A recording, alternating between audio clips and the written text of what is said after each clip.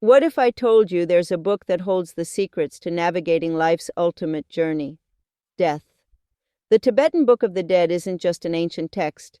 It's a profound guide that has inspired and comforted millions for centuries. For those over 60, this book is more than just a spiritual exploration. It's a roadmap to understanding the transitions of life, the mysteries of the afterlife, and the legacy we leave behind. But why is it so essential now? As we age, the questions about meaning, purpose, and what comes next grow louder. This book doesn't shy away from the hard truths. It embraces them, offering wisdom, peace, and a deeper understanding of what it means to live fully and let go gracefully. Stick around because in this video we'll unravel the key lessons from this sacred text, share its timeless teachings, and explain why it's a must-read for anyone ready to face life's final chapter with courage and clarity. Let's dive in. The Tibetan Book of the Dead, also known as the Bardo, is an ancient text in the Tibetan Buddhist tradition that guides individuals through the intermediate state between death and rebirth. It is recited to help individuals navigate hallucinations and visions during death. The book offers a unique perspective on consciousness and the human experience of death and rebirth, teaching that consciousness is not limited to the body and that death is a transition to a new state. The origins of the book can be traced back to the 8th century, when Tibetan King Trisong Detsen directed Indian Buddhist master Padmasambhava to bring Buddhism to Tibet.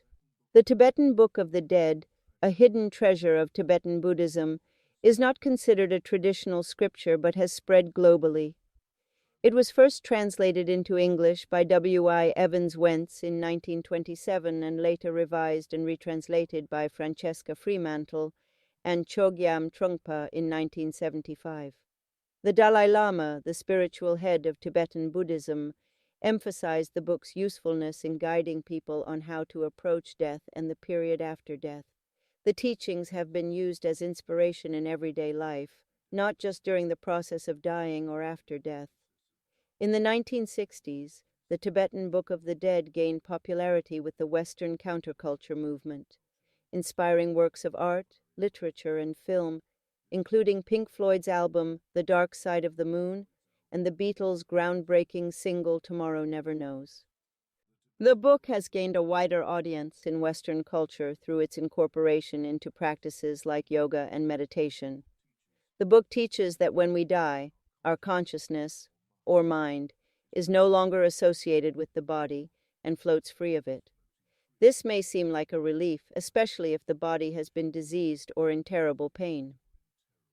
Tibetan Buddhists have a saying that, in life, the mind makes you end, meaning that while alive with the physical body, we are limited in our ability to act or release thoughts. In death, consciousness is loosed from the body, allowing us to experience the dream realm version of our desires. Tibetan Buddhists emphasize the importance of purifying the mind while alive, cultivating gratitude, compassion, kindness, loving thoughts, and a deep recognition of the inherent emptiness of the ground of the mind. This purification leads to the formation of mind forms and dream realms during death and dying. These mind forms are called bardos, formed by karmic energies or repeated thoughts accumulated during one's lifetime. The Tibetan Book of the Dead guides individuals through these bardos, helping them recognize the unreality of their thoughts and become aware of their radiant, primal, and empty consciousness. The consciousness of the deceased passes through a series of bardos between death and rebirth, lasting 49 days before being reborn into another body. During this time, the deceased experiences hallucinations and visions. The book teaches that visions caused by karmic energies accumulated during an individual's previous lifetimes can be positive or negative, depending on their past actions. The ultimate goal is to recognize and release these visions, leading to a better birth and enlightenment. The Tibetan Book of the Dead is divided into 3 main sections: the Bardo of life, the Bardo of dying, the Bardo of Dharma Nirvana. Each section is further divided into subparts, which describe and map various experiences and visions that may occur during dying, after death, or rebirth. These subparts are not necessarily distinct stages, but rather different aspects that may arise at any time during the process of dying, after death, or rebirth. During the bardo of dying, a person experiences different qualities of hallucinations or visions, such as peacefulness, clarity, detachment from the body, and lightness or weightlessness. These experiences share similarities with reports known as NDEs, or near-death experiences. In the initial stages of dying, individuals may experience physical sensations such as cold pressure, pain, movement, sounds, or voices. Beyond the initial stages, in the bardo of Dharma Nirvana, individuals may experience hallucinations or visions depending on whether they are in the clear light of reality or the ground luminosity. The most auspicious stage for improved rebirth or enlightenment is passing through the bardo of Dharma Nirvana, as described in the Tibetan Book of the Dead. Near-death experiences, such as cardiac arrest or serious accidents, often lead to a profound sense of peace and detachment from the body, with loving encounters with deceased loved ones or spiritual beings. Researchers have noted striking similarities between the descriptions of NDEs and the bardos described in the Tibetan Book of the Dead. Both share a common sense of peace and well-being. As depicted in the book, NDEs often involve profound peace and acceptance, even amidst physical pain or fear, with individuals feeling at one with the universe or a higher power. Both NDEs and bardos describe consciousness expanding beyond the body's limits, with the former experiencing a detached state of being. NDEs also report encountering deceased loved ones and spiritual beings, which are comforting and reassuring. They experience radiant light, a sense of being outside of time and space, and access to profound insights. The Tibetan Book of the Dead has greatly influenced Western civilization. It has been widely accepted by Western artists, writers, intellectuals, and musicians due to its understanding of the essence of consciousness and the human condition. The idea that the ego, or sense of a separate self, is ephemeral and illusionary is known as ego death. This concept is central to the Tibetan Book of the Dead, which says that in order to be realized, the ego must be viewed as false or unreal. This concept has inspired Western intellectuals and artists, offering creative inspiration and wisdom. One well-known example is Timothy Leary, a controversial psychologist and hero of the counterculture, remembered for his advocacy of using LSD to achieve spiritual enlightenment.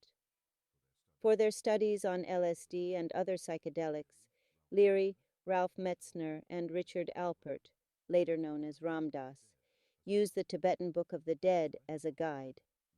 The book has also inspired numerous works of art, such as French composer Pierre Henry's 1963 electroacoustic ballet work, Le Voyage, Finnish composer Eric Bergman's 1974 work, Bardo, Philip K. Dick's 1969 novel, Ubik, and Sogyal Rinpoche's 1991 book, The Tibetan Book of Living and Dying. An updated version of the book was published in 2017. George Saunders' novel Lincoln in the Bardo, a bestseller, tells the story of Abraham Lincoln grieving his son's death while passing through bardos described in the Tibetan Book of the Dead. Bruce Joel Rubin's film Jacob's Ladder is considered a modern interpretation of the book, while the 2009 French film Enter the Void was based on the Tibetan text.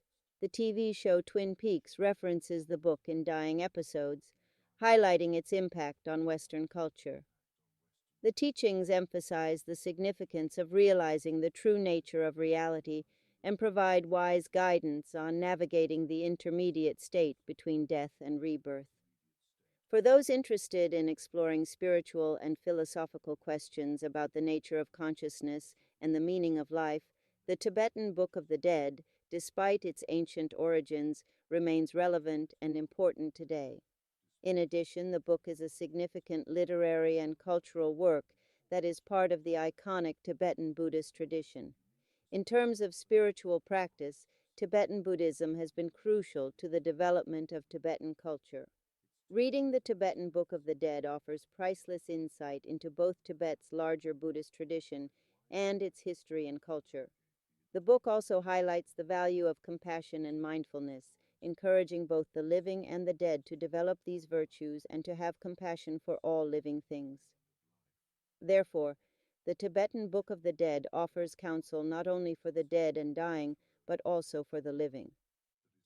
By reading and internalizing its wisdom, one can develop a more compassionate and thoughtful way of living, as well as a better understanding of the nature of reality.